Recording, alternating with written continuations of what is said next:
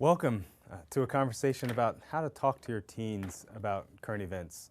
My name is Jonathan Woods. I'm the Director of Marketing for World, and I'm here with Brian Basham, who's the Program Director for World Watch, and Rebecca Cochrane, who's the Managing Editor for God's World News.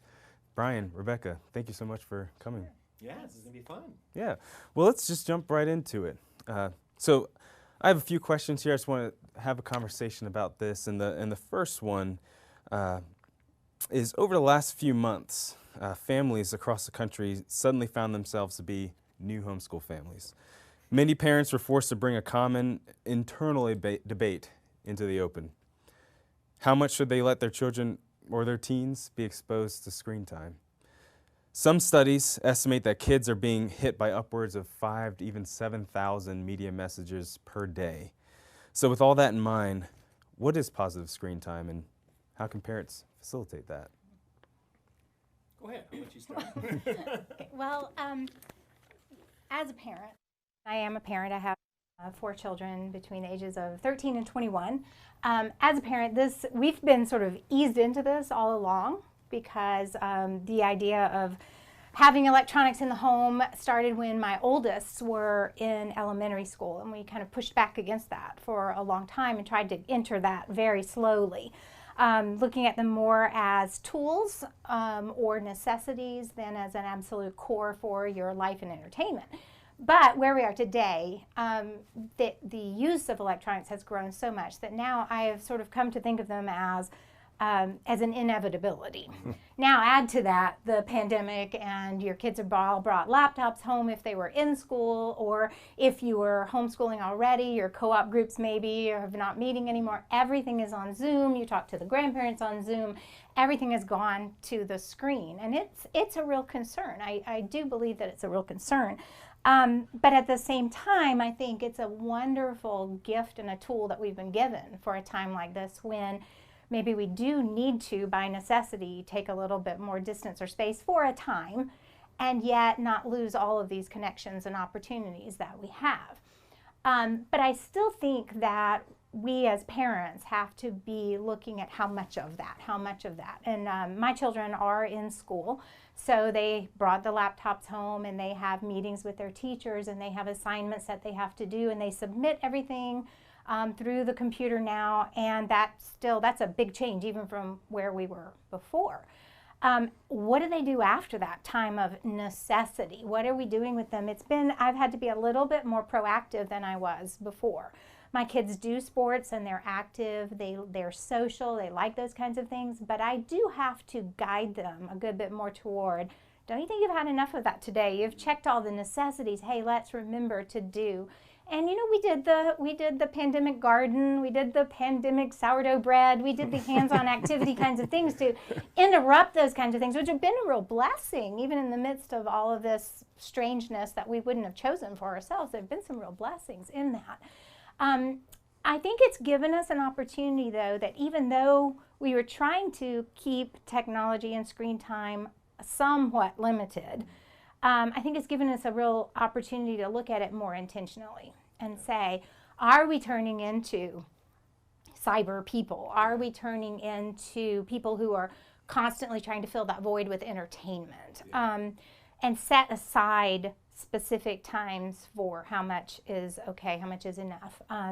We're going to get into this maybe a little bit further on, but there are certain things that in our family we do, like we have dinner together and we don't allow electronics at the table. That's just a little window, but it's a respite, it's a chance to rest. We went away for a family vacation, took a week off at the beach, and really just left the electronics behind. And you see the mood changing when the electronics are kind of peeled away from you. You see it. You see the frivolity coming back. You see the ease coming back. So I would look at this time period as an opportunity to say, I want to be even more intentional about it when this is over. I believe we'll have some new patterns that we'll need to address because we've gotten so much into relying on technology, and just return to the idea that technology is an inevitability. And yet, we are called on to use it wisely. and remember that all of us are under grace for where we err or don't get it right the first time or have to go back and rework. And kids need to see that too. They need to see parents and teachers saying, you know what, we headed down this path and I have realized that we need to make an adjustment. We need to make a course correction. We're sort of always rerouting back to what's best for us. And that's also a sign, that's just teaching them something that they'll need to know as they're maturing as well. I'm going to take steps in a certain direction. Being under grace, I have the freedom to take steps in a certain direction, and then I'm going to be guided and continually, like, in all my ways acknowledging him, he's going to direct my path, and sometimes that means rerouting a course. That was kind of a roundabout way to answer that. I hope that was helpful. No, and I think too, it's important. It really kind of depends, right, on the age that you have. Like, your kids are a little bit older. I've got a 6 and 11-year-old. And if I turn my 6-year-old loose, she would get attached to it and she would never leave ever again. And so you got to kind of know your kids as well a little bit on this. Look, they're going to watch it. And in this time, a lot of parents are working. Often both parents are working. And when you were forced to spend all this extra time with your children, and that's not in a bad, it just is what it is. But usually they're at school and you are free to do what you're doing. You got to get your work done. Right. And it's hard to monitor all that stuff. But I think the one thing you can do if your kids are going to be spending time on the screen at all, you said they used it for school and stuff like that, but you know they're going to be on there. They want to be on there. Is to kind of know what they're looking at. And if you can help them find, like for my kids, and again, they're 6 and 11, and it's going to get different as they get into their teens. But if you kind of help them find something that they like, that is acceptable, that can be uplifting for us. Look, World Watch, that's something that we try to intend it to be. It's something it's news, but we try to make it fun so that they'll want to watch it and stuff like that. But also, like for my kids, there's like a family they like to watch, a couple families, and it's families spending time together, playing games, and it's interesting. And so kids are looking for positive stuff, and if it can be both positive and uplifting, I think it's okay to let them spend some time. You want to probably keep them off as much as possible, but if you can help direct them towards things. My 11-year-old likes to make things, and so if you can show them, hey, here's a whole series of things you can find on the internet, on the screen, that allows you to learn how to bake. And so she'll take those things, learn how to bake something, learn how to make something, and so then she'll take the other sister and go and do that stuff. So if you can kind of set them towards a direction of something that is, and even those good things can be done to a bad level if you're just sitting there and taking all your time doing it. That's not good either. But if you can steer them towards things that they're going to enjoy but are also beneficial to them, I think that's a good way to handle it. Yeah. That makes sense. It sounds like what you both are kind of saying is balance it. And balance is important, especially with how much screens are a part of our lives in these last few months alone. Let me circle back to something you had mentioned. You had mentioned the pandemic. So obviously, we'd be remiss to not mention that. We are in the midst of a pandemic right now. It's also an election year. There have been protests, riots across the country. Astronauts are returning to Earth, as we recently saw in the program. But essentially, there are many significant events that are occurring, that will continue to occur. So I want to know, and this is me as a parent, I'd like to know, how do we ask good questions? When there's a big news story in the world, how do we ask good questions of our when we're seeing the news stories, but also how do we ask those questions in an intelligent way, in an appropriate way to our kids? And either one of you. Yeah. Well, I think foundationally here, we try to always be pointing out, even from the very youngest ages, even long before they're teens, that this is God's world. He's at work in it. He's doing something in it. He loves it. He hasn't left it. He even entered into it. And like Brian finishes his show every day with the purpose of the Lord will stand, no matter the news. I like to take the perspective when we're looking at something challenging or difficult or unexpected in the news to stop and not immediately have a reaction to it, but to ask, where's the opportunity for God to work in this?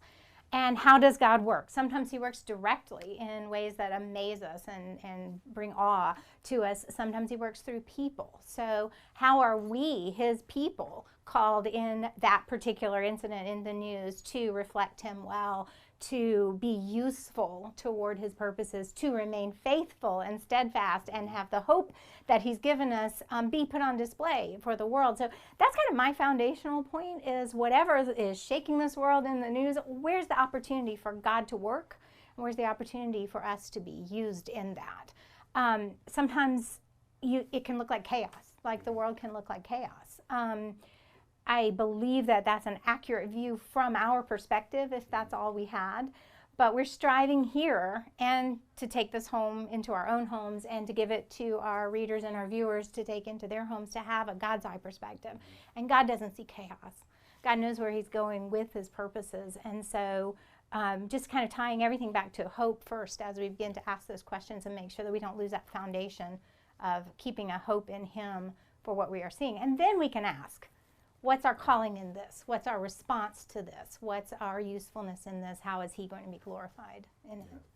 And those are good questions too. And then also though, take the opportunity to do it, right? Most of us think, oh, what am I going to talk about with my kids? What do we have in common? What do we have? And really sometimes talking about something that's outside of the family or outside their own life is an opportunity for you guys to connect without it being like, what are you doing in my business type stuff? And that's not an issue for me with the younger kids, but you'll see as the teenagers start to come, you're like, yes, right? They start to clam up and you don't want to share everything. And so this is actually a good opportunity, is to talk about what's happening in the news.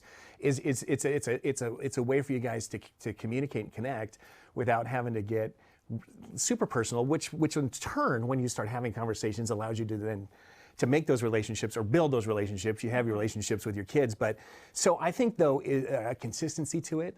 So don't be afraid to do it. Kids are smart. They're actually thinking about these things.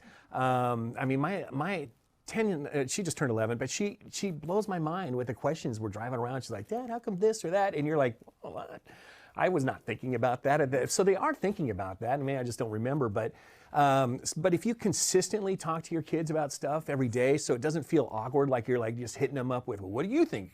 What do you think, Jonathan? You know what I mean? And it feels like you're attacking them, but you're just talking and you're treating them with some respect, and that their point of view is valued, and so you can kind of help steer those conversations. And but if you consistently go at it, and even if you haven't been doing it at it, and now you think things are a little awkward between you and your child, I think if you just start doing little things here and there and start opening up those conversations, I think it allows you to do it. And I think talking about the news and what's happening in the news in the world is a real easy way to do it. And again, we talk about screen time. They are spending time on screen, which means they're consuming things. They're aware of what's happening in the world, and so don't be afraid to engage with them on it. Yeah, that's a good segue into making these questions a little bit more personal, a little bit closer to home. So you had mentioned some of your dinner table conversations with your kids. So I'm curious, what do dinner table conversations look like for your family? So I'm curious if you think daily news and current events topics come up at the dinner table. This might be more relevant for you because of the range of your children. Yours are a little bit younger, Brian. But Rebecca, you want to start? Right now I have at home a 19-year-old who had to come home from college because her dorm closed, so she's back at home again. A 15-year-old who is just entering high school, and a 13-year-old. She's right in the middle of middle school. So they're kind of all over the map with their awareness of the world. But the older two are particularly interested in news, and they are very activist-oriented types of individuals. They hear something and they immediately want to react to it, and they want to bring justice to the world, and they want to right all the wrongs, and there's this very fervent response to a lot of what's going on in the news. I will say, let me back that up to say that we do try to have dinner together every night as a sit-down dinner. We don't start off with like, here's our news topic for today, but we do try to just have a casual conversation. What do what's going on in your world? What are you thinking about? What did you learn about today? Something like that. They'll just spark it in, and I let them naturally lead into what they're interested in. But so I have the two who are ready to gung-ho and let's go fix all the world's problems. And then my youngest one is kind of in that just learning to be a teenager, snarky, sarcastic, judgmental sort of phase. She is quick to just condemn nobody's doing this thing right, this world. And so they do give me some opportunities in that too. I don't try to squelch what they're thinking. I want them to be developing their opinions. with knowledge. I want them to be discerning right from wrong, and I don't want them to be afraid to talk about what they're thinking. So I don't squelch their ideas if they're a little off the mark. But I do think as a parent that it's my role to kind of help take those emotional reactions and try to change them into careful, informed, biblically, consciously shaped responses. I think there's a difference between reaction and response. Reaction is that immediate, let's get busy, and response is more of an application of wisdom. And that's something at World Teen that we often say is that, you know, in the younger ages, they are adding to their knowledge, they're adding to their knowledge. When you get to the teen level, you're adding to your knowledge, but we're trying to move from knowledge to wisdom, which is the right use of our knowledge. How do we use this big set of information that we've learned? We get an opportunity with these particular personalities to look at right response that is honoring to God. So we want to correct if they're getting off the truth. Again, go back to what you knew at first. What does Scripture say about this? What can we know about right and wrong? Where do we see a news story that's maybe heading in a wrong direction? Try to orient back to the truth, because that's glorifying to God. Then with the younger one in particular, remembering to love our neighbors. So we love God by trying to live and act on truth, and then we love our neighbors also by dealing with them with a sense of grace. I think it's really important for our children to understand that the majority of the newsmakers out there are sheep without a shepherd. And how did Jesus look at sheep without a shepherd? He looked at them with compassion first. And that's not our natural place. Our natural place is probably a lot more like the 13-year-old who's judgy about it. And so as the parent, I want to be guiding them, like steering a ship with a rudder, like turning them a little bit, asking them to evaluate how did you come to that position? How do you think that aligns with what we're learning about who God is and how he responds to people who didn't love him first? And so crafting our response to the news in ways that are loving God and loving our neighbor. And that's how the dinner conversation often goes at my house. Again, I try to think, I'm not trying to change them overnight. I'm not trying to mature them overnight. I'm not trying to teach them everything they need to know and have these instant, perfect, mature Christians. God's got them on a journey. Yeah. He's got them on a journey, and I'm on this with them, and it's a wonderful, wonderful journey, and they are growing, and they are maturing. And so I try to affirm and fan into flame those baby steps that are going in the right direction, and then gently steer and guide where they're starting to go off into different places and positions. I know... Brian, I know you and your wife Megan, your children are younger, but I do know that in our audience there are many homeschool families who are right at that age range, the 6 to 11 age range, and they're, especially with World Watch starting to go out into the world, they're starting to have some of those conversations. Yeah. So do you guys facilitate this type of thing at the dinner table or in other circumstances? Yeah, and I mean, and I'll be honest. I mean, so Megan's been writing for World for 15 years. I've been in the news business for 15 years. So Megan and I ourselves tend to talk about the issues that are in the world as well, and so. We do talk about these things with our girls, and so now to be fair, we also talk about fart jokes at the table. I don't mean to be crude, but we kind of run the gamut in the Basham house. I know I just take this right off the rails, but I wanted to be honest with you. So we're going to have a little fun with some of the seriousness that we do here, and so but again, I don't think you should be afraid to talk about. I do think you need to do like you were talking about with your 13-year-old, is that you need to temper some of it, because what we found is sometimes our 11-year-old can get real soapboxy, and we came in, we were having a get together. There was a lot of people at our house, and we came in, and then we saw all these adults standing around a circle. And at the time she was 8, our 8-year-old holding court in the middle, telling them how it is in the world.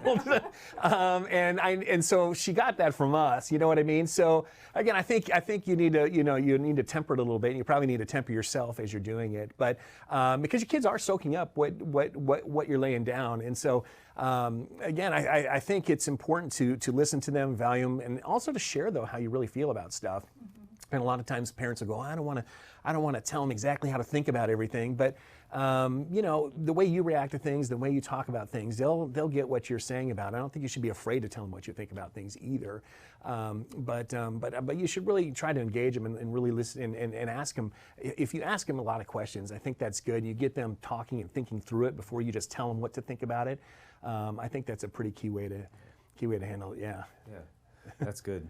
No, this is helpful.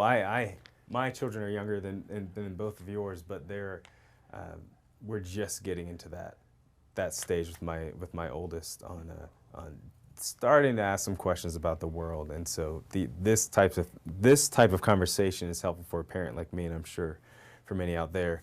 And speaking of all of you, I'm sure there's some questions that are occurring to you now off of what some of their answers are.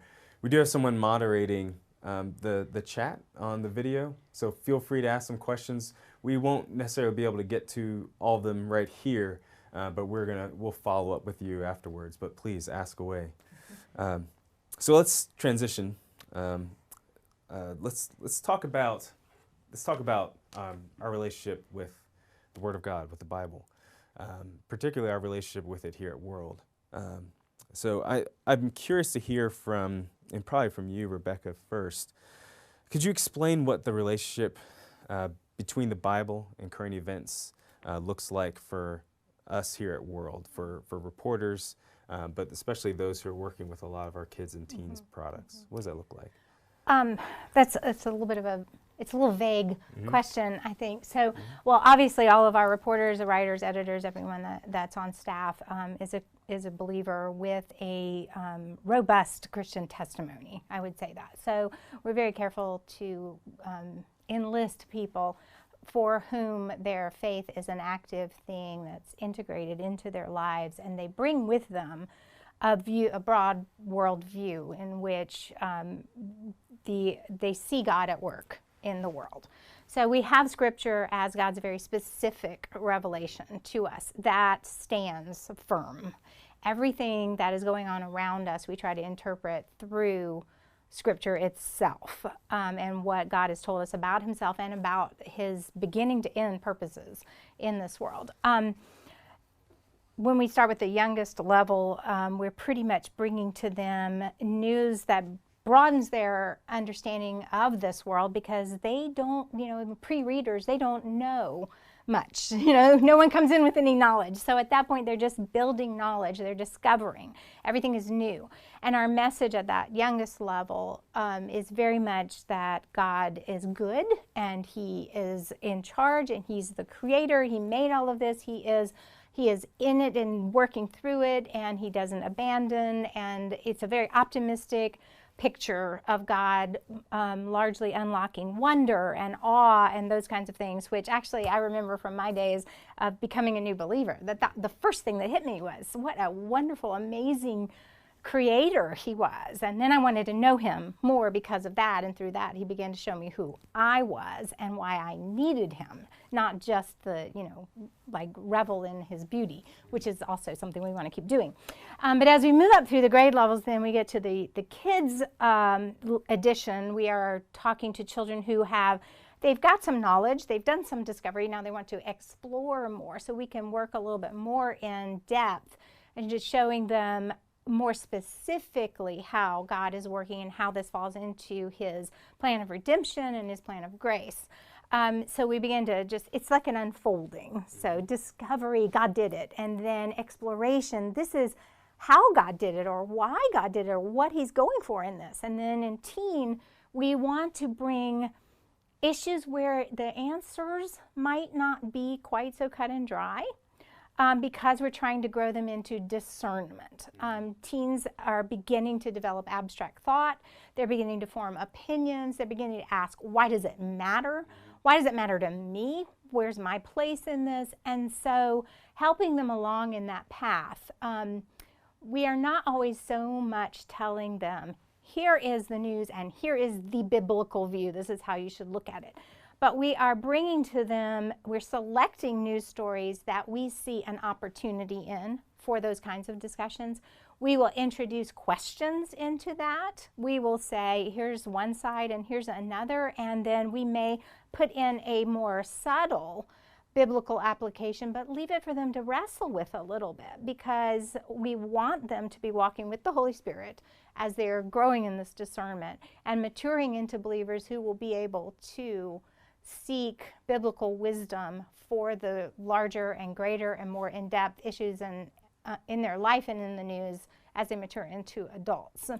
So we see it as an unfolding, going from the very explicit and very direct up through unfolding of God's plan into a walking hand in hand with them as they're maturing in their ability to sort and sift through issues, but all coming from a group of people who are dedicated to Christ and know Him personally, who seek to always be truthfully representing the facts of what is happening, and to the best of our ability as He has given it to us, how Scripture relates to that. Yeah, that's good. That's a good answer. So I'm going to bring this question to both of you. So how can teenagers develop critical thinking while watching and consuming news? So I want to relate that to when they're watching World Watch, but even other news sources out there. How can they develop critical thinking, because they're going to be looking at a lot of different options. As we mentioned at the top, there's 5,000 to 7,000 media messages, advertising, news, text messages, all of that.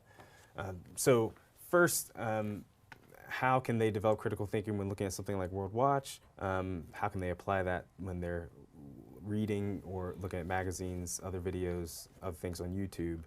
I'm curious, maybe we start with you, Brian. Yeah, well, and we'll go back to a little bit what you were talking about in terms of a lot of it has to do for us the stories that we're choosing to pick as well, and so we try to be very intentional. I'm trying to make up words all the time. Yeah. So anyway, intentional about what we're doing in regards to that, and so we're also looking for opportunities where those stories are forthright. I will say this. When we talk about biblical, sometimes it's not hit you over the head, right. Obvious that it's biblical. Sometimes we're just trying to do good work. We're trying to do honest work. We're trying to tell truth in our stories, and we'll use that as tools that we want people to do. And by doing that, it provides an opportunity to really evaluate the news with an objective eye and allow them to do some of the discerning. And so if you watch a lot of regular news, you'll notice that there'll be a narrative, and it won't be reflected in one place. It'll be reflected in a lot of different news outlets, all kind of pushing a certain narrative, and we don't want to do that totally. Now, again, we have a biblical objective to our news, and so there may be some biblical truths that will come through in our news, and that will be I don't want to say a bias, but it definitely steers it towards the truth. But that is something that we'll have within our news. And I was going with another point here, and I just lost it real quickly. But we do look for, if you look at our newscast, we've been doing these in threes, World Watch News in threes. I call them in threes, but anyway, there's usually 4 or 5 stories in there, and so we'll try and pick several that, and they're different. Each story's different, and one might be the third story in. It doesn't seem like it's that big of a story. It's not super hard news. That's intentional, but it may be something about something that's happening in nature, and so that we are then showing God's creation and exploring the beauty of God's creation in that story. And so we look for those moments like that.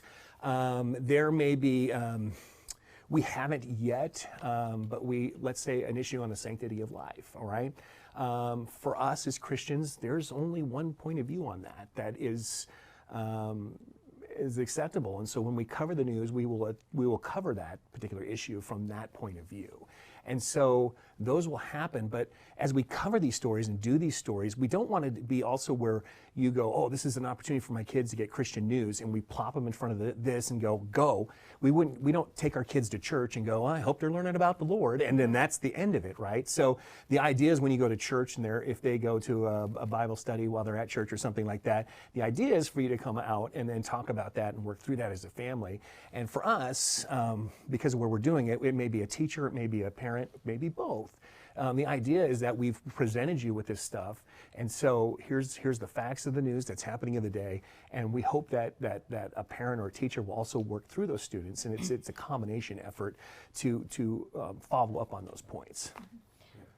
I would just add, if I can add an example from my own young years when I was a young believer. I didn't have a large biblical knowledge yet. So it was growing, but it wasn't large. I had enough to know that I was a sinner, that I was saved by grace, that Jesus was the only way, those foundational things, but I didn't have a huge theological suitcase that I was carrying around yet. And I encountered an individual who presented herself as a Christian, but as we got into talking, I began to realize she and I don't believe the same things. There's some things here that aren't, honestly, she was a part of some sort of cult. And that piqued my curiosity. And so I talked to a pastor friend, and I was telling him, I'm trying to figure out what it is she's a part of. And he said something to me that I've always kind of held for this discernment issue. He said to me, Rebecca, you don't need to study the error. Study the truth. Get to know God. Get to know Jesus, study his word. The more you know about him, the more you know about what's true, what's right, what's good, the more obvious the errors will be. So when you focus on what's true, the focus on the other things can't stay in focus.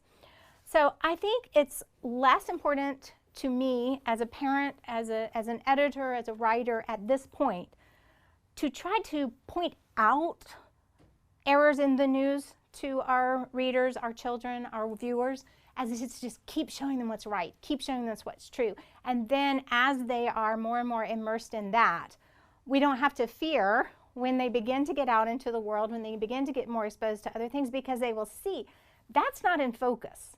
This was in focus. So I want to give them what's in focus.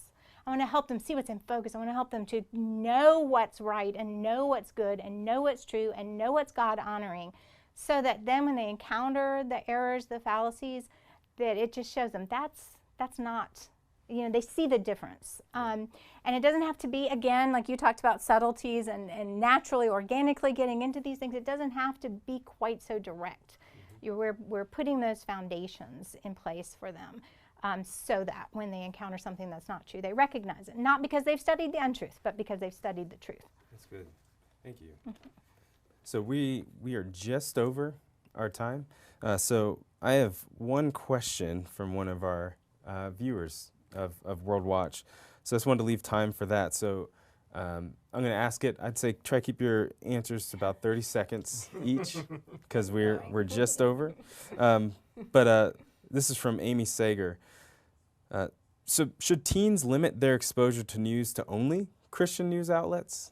What do you say? I think that's going to be a decision that parents have to make with their individual teen. I don't think that our goal is to live in isolation with only specifically Christian contact in the news media, but I think it really does depend on the individual, how mature your child is, how much they're ready for, and whether they do have that objective foundation about right and wrong and truth and error. I think it's going to be a case-by-case situation. I am very much in favor of sheltering in the very young years, building that foundation carefully, not protecting so much that they are shocked or overwhelmed when they do get their first, input from something secular. I definitely don't feel that way. But how free, how much independence that they get, I think, has a lot to do with where they are in their own maturity. As teens, we do want them to be moving into more and more independent processing. We recommend parents read God's Big World with their children. We recommend that parents read World Kids with their children.